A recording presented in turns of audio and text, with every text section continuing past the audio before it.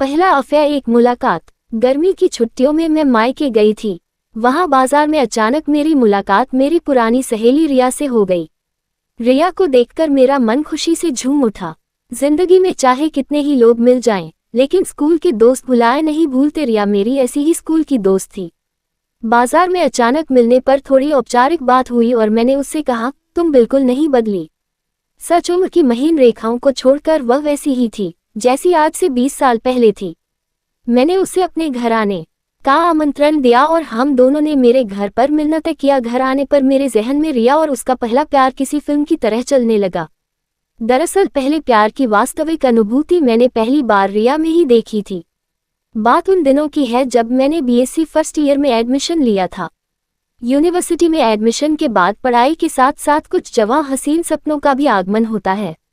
यहाँ अक्सर आंखें जीवन की नई मंजिल तलाश करती हैं। हम सभी सहेलियां स्कूल के बाद कॉलेज में भी एक साथ ग्रुप में ही जाया करती थीं। रिया भी हमारे साथ कॉलेज जाया करती थी। दूध सा सफेद गोरा रंग, आकर्षक नयन नक्श और सुडौल काया थी उसकी। मैं उसकी बहुत करीबी सहेली तो नहीं थी, लेकिन मेरी उससे अक्सर बातें होती थीं।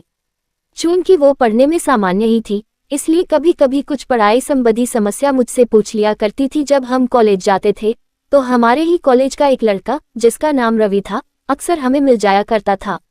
उसको देखकर रिया का रंग रक्तिम हो जाता था और वो उसे ही देखा करती थी। धीरे धीरे साथ की चंचल लड़कियों ने उसे रवि का नाम लेकर छेड़ना शुरू कर दिया था।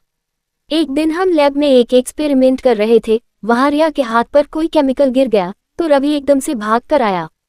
उसने सबके सामने रिया से कहा, लगी तो नहीं, कुछ दवा लेकर आऊं। उसकी ये बात पूरे कॉलेज में मसाले के साथ फैल गई।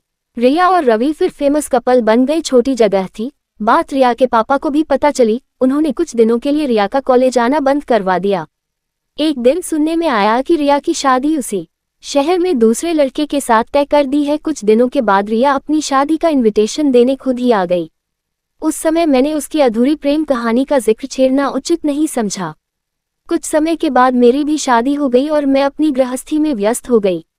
आज 20 साल बाद रिया मिलने आई तो बातों ही बातों में मैंने उससे पूछा, रवि कैसा है?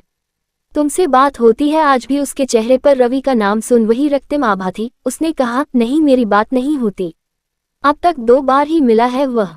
उसने कहा था कि उसकी बेटी का नाम रिया ही रखा है। इससे ज्यादा मुझे कुछ नहीं पता। रिया के पहले प्यार की कसक उसकी आंखों में झलक रही थी। उसको देखकर लग रहा था कि पहला प्यार न भी मिले तो यादों में और दिल में हमेशा धड़कता रहता है।